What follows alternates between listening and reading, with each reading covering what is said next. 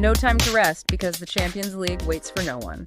We've got those quarterfinal matchups set, and everyone's already trying to figure out who's going to lift the trophy. And our listeners, always ahead of the curve, they've been sending us tons of those early predictions. So many different takes out there. It's a bit overwhelming. Definitely. It's like, where do you even begin to make sense of it all, right? But that's why we're here. We're not just going to drown you in a sea of opinions. Right. We're going to dive deep, really get into the heart of these matchups, figure out what the experts are thinking, and maybe even uncover a few surprises along the way. Exactly. And we've got some juicy ties to unpack here. Arsenal taking on Real Madrid, that's going to be a big one.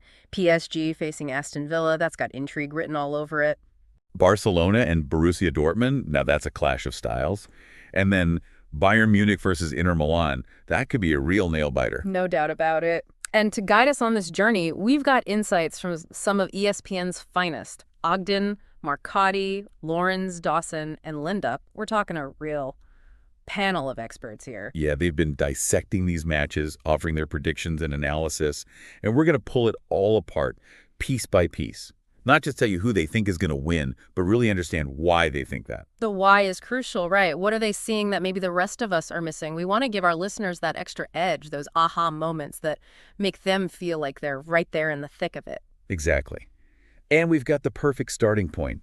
You sent over this article, Champions League 2024-25. Way too early quarterfinal picks from ESPN, published just last month, so it's right on the money, super timely. Yeah, can't get much fresher than that. So let's jump right in, shall we? Where do you want to start? Well, I'm drawn to that Arsenal-Real Madrid clash. You've got the reigning champions against a team that's finally back in the big time. What's the initial feeling? What's the buzz around that matchup? Well, right out of the gate, it's pretty clear that Real Madrid is the heavy favorite. You look at the predictions, and it's unanimous. All 5 of those ESPN guys, they're all backing Real Madrid to go through. So it's not just that Real Madrid is, Real Madrid. There's got to be more to it than that, right?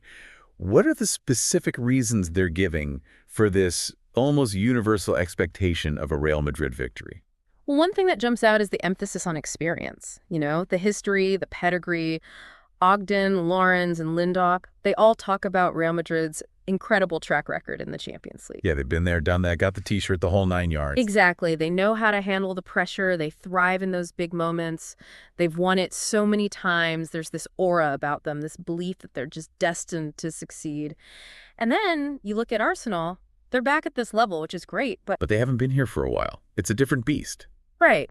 And Ogden actually calls them out on that, saying they're essentially Champions League rookies at this stage. He even labels them the biggest club never to win it, which, that's got to sting a little bit. Yeah, it's a bit of a backhanded compliment, isn't it? Like, you're good, but you haven't quite reached the pinnacle yet. Right, exactly. And the point he's making, I think, is that there's a difference between being a good team and having that Champions League mentality, that ability to stay calm, to make the right decisions when the stakes are highest. It's something Real Madrid has in spades. So it's not just that Real Madrid is strong. There are also questions about whether Arsenal can handle the pressure cooker of a Champions League quarterfinal. Exactly. A couple of the experts even worry about Arsenal's attack. Ogden and Lindop, they talk about a potential lack of spark going forward, which at this stage, that could be a real problem. And Dawson, he's even more pessimistic. He suggests that Arsenal's whole season might be petering out. Yeah, he's not pulling any punches there. And then you've got Ogden saying that Real Madrid just has more firepower, more goals in them. And he thinks that Carlo Ancelotti, tactically, is a step ahead of Mikel Arteta. Oh, that's an interesting point. That managerial battle on the sidelines, that could be key. Yeah, for sure. And Lindop actually reinforces that idea, saying that Real Madrid just has this knack for finding ways to win, even when they're not playing their best. He puts it down to their innate belief and the individual brilliance of their players. So that Real Madrid DNA that everyone talks about, it's like they just know how to get it done in the Champions League. Exactly. But, it's not all doom and gloom for Arsenal. Marcotti, he offers a slightly more nuanced view. He sees some potential paths to an upset. Okay, so what's Marcotti's angle? What does he think Arsenal can do to turn the tide? Well, for one thing, he suggests that if Arsenal's Premier League title hopes fade, they can really focus all their energy on this tie. No distractions, just full-on preparation. And that could give them a real edge. Yeah, that makes sense. Go all in on the Champions League if the league slips away. Right. He also points to the potential use of Mikel Merino up front It's a bit of an absurd situation, as he puts it, but he thinks Arteta might try to make it work. Mourinho up front. That's an interesting thought. Not your typical striker. No, not at all. But Marcotti thinks it could disrupt Real Madrid's plans, force them to adjust. And then there's the set-piece factor. Marcotti emphasizes how good Arsenal is at set pieces and how Real Madrid can be vulnerable in those situations. Ah, so exploit a known weakness. Clever. Exactly. And his main point, his core argument, is that if Arsenal can somehow neutralize Real Madrid's individual brilliance, those moments of magic from Mbappe, Bellingham, or Vinicius Jr. and turn the tie into a tactical battle, it becomes a lot closer. He's saying that Real Madrid isn't unbeatable. Take away their star power, and it becomes a different game. Right. And he even hints that Real Madrid hasn't been firing on all cylinders lately, which adds another layer to this. So it's not just about Arsenal raising their game. It's also about Real Madrid maybe not being at their absolute best. Now, with all these different perspectives in mind, what do the actual score predictions look like? Well, most of them are backing Real Madrid, but there is a bit of a range. Ogden and Dawson, they both go for a pretty comfortable 4-1 win for Real. Lawrence and Lindop, they have it at 4-2, so slightly closer. So those guys are pretty confident in a Real Madrid victory. Yeah, definitely. But then you have Marcotti, and he goes for a much tighter 1-0, which to me says that he thinks it's going to be a real cagey affair, even if he ultimately sees Real Madrid edging it. So while most experts see a clear Real Madrid win, Marcotti's throwing in a bit of doubt. It's not a foregone conclusion. Let's move on to another tie that's caught my eye. PSG versus Aston Villa. It feels like a real clash of styles. PSG, the big spenders, loaded with talent. Aston Villa, maybe the surprise package of the tournament. What's the initial read on this one? Yeah, that's a good one. And looking at the predictions, there's a strong sense that PSG is going to come out on top. Ogden, Lawrence, Dawson, and Lindop, they're all backing the Parisians. So similar to Real Madrid, there's a clear consensus around PSG. Right. But Marcotti, once again, he's the one who throws in a bit of caution. He does think PSG will likely win, but he suggests there's a higher chance of an upset compared to that Arsenal-Real Madrid game. Interesting. So why are most of the experts so confident in PSG? Especially after that impressive win against Liverpool. I mean, they really made a statement there. Yeah, that Liverpool victory was huge, no doubt about it. And both Ogden and Lindop talk about the momentum PSG is carrying. Ogden actually says they look like the best team in Europe in that game. Wow, high praise indeed. Yeah, and he points out that they were already looking really good against Manchester City earlier in the tournament, so it's not just a one-off. He also highlights players like Vitinha, João Neves, and Ousmane Dembélé as being in top form. So PSG is clicking, they're full of confidence, and they've got individuals who can change the game in an instant. Right, and Lawrence and Lindop, they essentially view Aston Villa as the underdogs, who are now facing a real step up in class. They've had a good run, but can they handle this PSG juggernaut? But Marcotti's hesitation and Dawson's comment about Unai Emery, the Aston Villa manager, maybe preferring this matchup, that suggests Villa shouldn't be written off just yet. Definitely not. Marcotti, he hones in on the tactical battle. He calls it a fascinating clash between Luis Enrique, the PSG manager, and Emery, who used to manage PSG, actually. Oh, there's a bit of history there, isn't there? Yeah, a little bit. And Marcotti thinks that Emery is a real tactical mastermind, especially in these knockout situations. He suggests that he might be able to exploit some weaknesses in Enrique's approach, which he describes as potentially too fancy. Too fancy? What does he mean by that? Well, I think he's saying that Enrique might overthink things, try to be too clever. And Emery, he's more pragmatic. He's not afraid to go back to basics, to play ugly if it means getting the result. And Dawson's comment about Emery maybe preferring PSG over Liverpool, that adds another layer to this. It implies that he sees a way to beat them. So this becomes a test of whether tactical brilliance can overcome individual talent. Yeah. Can Emery outsmart PSG, even if his players might not be as individually gifted? That's the big question, isn't it? And then you throw in all the personal connections that Lawrence highlights, and it becomes even more intriguing. Personal connections. Fill me in. Well, there's the obvious one, Emery being the former PSG manager, but there's also Lucas Digne, the Aston Villa player who was born in Paris and actually used to play for PSG. So a homecoming of sorts for him. Exactly. And then you've got Marco Asensio, currently on loan at Villa from PSG, and he's been in great form. And even Marcus Rashford, who's got a bit of a history against PSG, having scored some important goals against them in the past. All these little subplots add spice to the mix. It's like a soap opera unfolding on the pitch. Okay, so tactically intriguing, full of personal narratives, but what about the actual score predictions. What are the experts thinking in terms of the final outcome? Well, they mostly favor PSG, but there's a bit of variation. Ogden goes for a 4-1 win, which is pretty emphatic. Marcotti, being a bit more cautious, has it at 4-3. Lawrence and Dawson both go for 4-2, so somewhere in between. And Lindop, he's the most optimistic, predicting a 5-2 thumping. So even with Emery's tactical nous, the consensus is that PSG will probably have too much firepower for Aston Villa.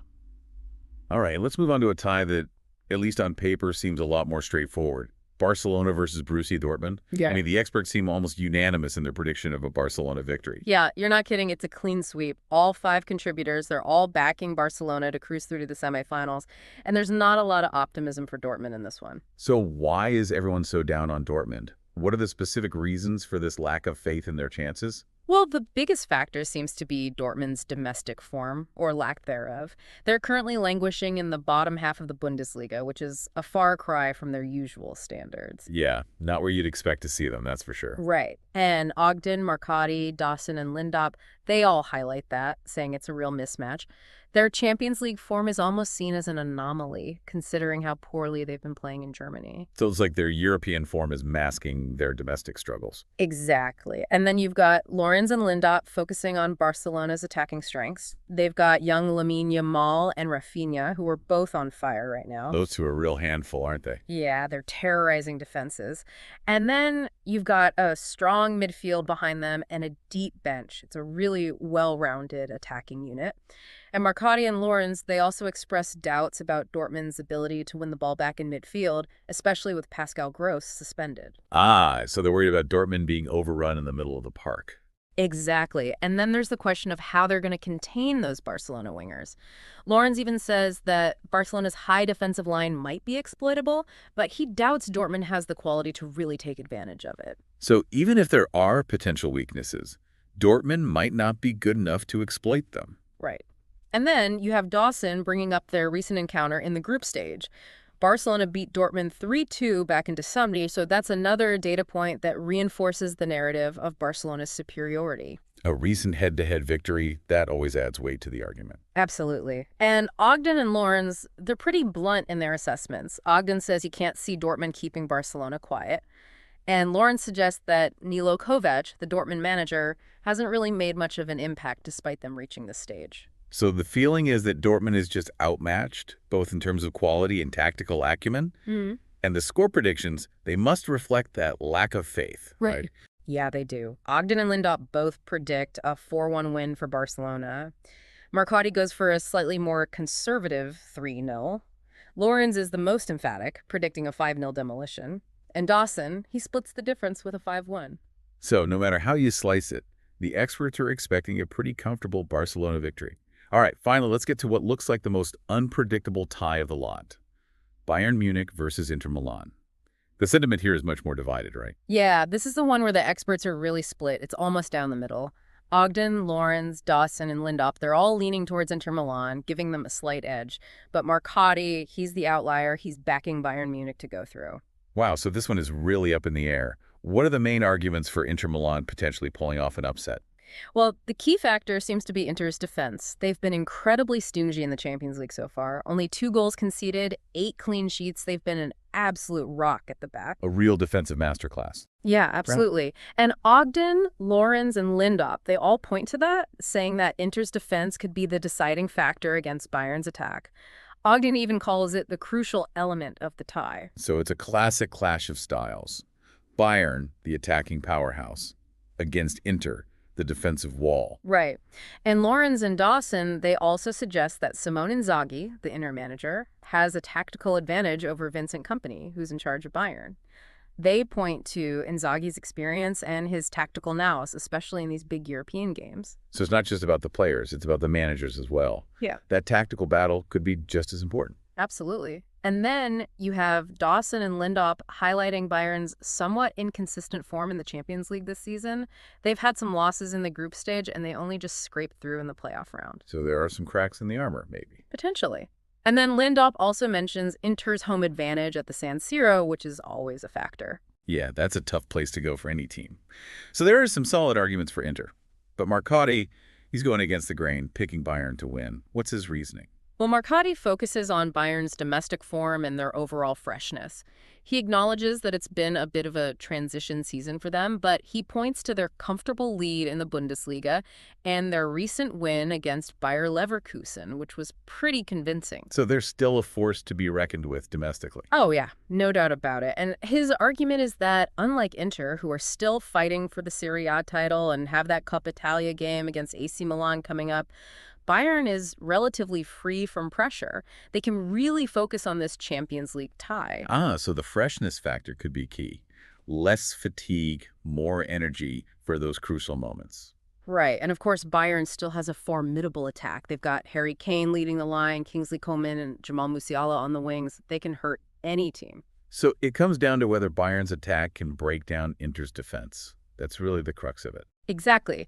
And Lawrence and Lindup, they both talk about how tactically intriguing this tie is going to be. Lawrence thinks it'll be a real chess match, Sure. with Inzaghi trying to outmaneuver Bayern's pressing game, especially in that first leg in Munich.